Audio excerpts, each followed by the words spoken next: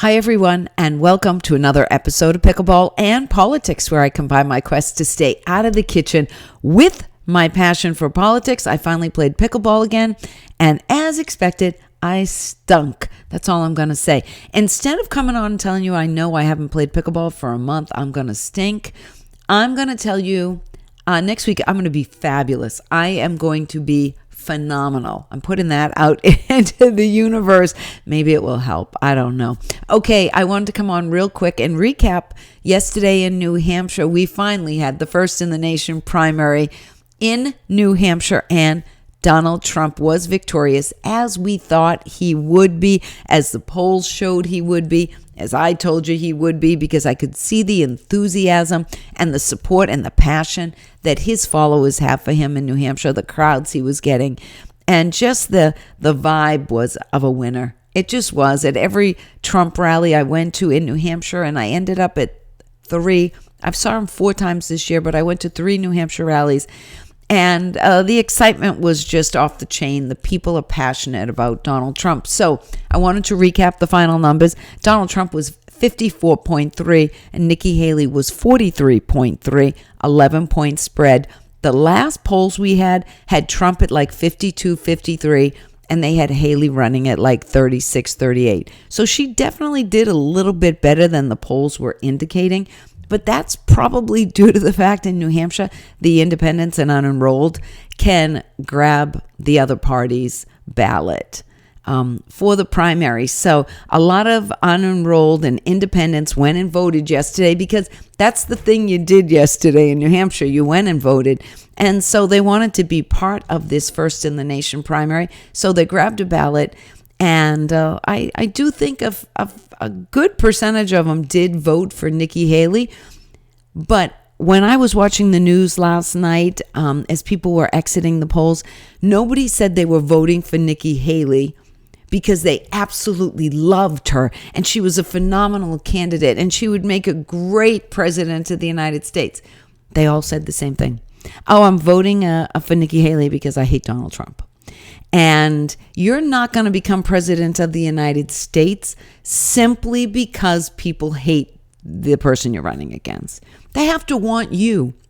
And I just never saw that in New Hampshire. I didn't see it at all. These weren't people who were voting for Nikki Haley. These were people who were voting against Donald Trump.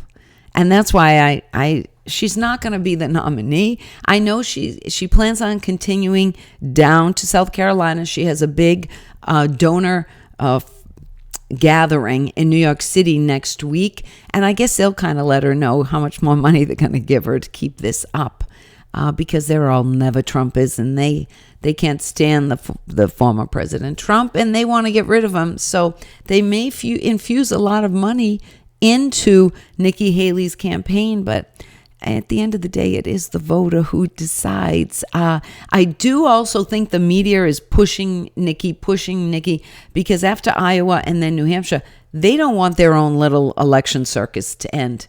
They love that people are engaged. They love that there are debates. They love that there are events. They love they have something to cover. If today we woke up and we already knew it was Biden versus Trump, people are going to completely lose interest in it. And maybe come September, people will get involved in thinking about who they're going to vote for and paying attention. So they're trying to keep us engaged. It's good for their advertising rates, and it's good for their viewership, because they're just trying to get more people to watch TV. And so that's what I think part of them elevating Nikki so high is. Also, I got to tell you, it's a little bit of, I feel a little hungover today. I'll be honest with you. I feel a little hungover. It's kind of like, every morning when I wake up, I'd go to the FITN.com, firstinthenation.com/calendar, and I'd see who was going to be where, and if I could fit going to see them in my schedule. So I went there this morning and the page is blank, just empty. Kind of makes me sad, because I know they won't be back. And we might see Biden might come up here. I won't go see him. And Trump may come back once or twice, but as far as all these rallies and events, I'm going to really miss them. I'm going to miss the people I saw at the same ones all the time. I saw a lot of the same people who would go up and, like me, just love politics and love election cycles. And then I got to know a lot of the different cameramen and media and journalists and stuff. So I'm going to sort of miss them all too. It will be interesting to see how this all plays out, especially with South Carolina and stuff. I loved seeing the 5 candidates. I saw Trump. I saw Vivek. I saw Chris Christie, Ron DeSantis, and Nikki Haley. I saw them all a couple of times, except for Chris Christie. I only got to see him once. Loved the day before the election. I went and saw Don Jr. Loved seeing Don Jr. Great advocate for his dad. Loved seeing Don Jr. And I thought it was interesting last night, all the people that Trump had up on stage with him as he gave his victory speech. And he had Tim Scott, Marjorie Taylor Greene, Carrie Lake was there. Lara and Eric were there. I'm trying to think of everybody I saw up on stage. Oh, and who did he have talk first? I'm just going to say he had Vivek Ramaswamy. I have to sort of believe that he is interviewing him a little bit. I could see the smile on Eric's face when Vivek was talking.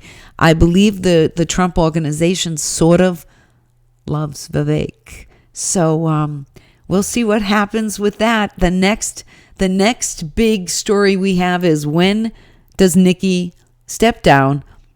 How badly does Trump beat her in South Carolina? What happens to Super Tuesday? Because that's the beginning of March, and by then I think this will be all wrapped up. And then who does Trump pick for his VP?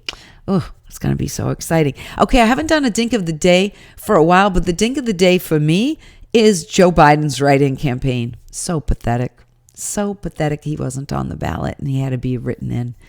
All right, so you can reach me on Pickleball. You can reach me. I feel old. I told you I'm a little bit off today, a little bit,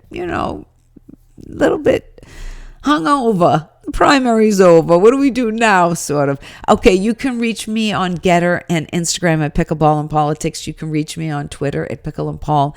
You can go to my website, pickleballandpolitics.com, or you can see me right here on my YouTube channel. Leave me a comment. I comment back. We go back and forth, back and forth, back and forth.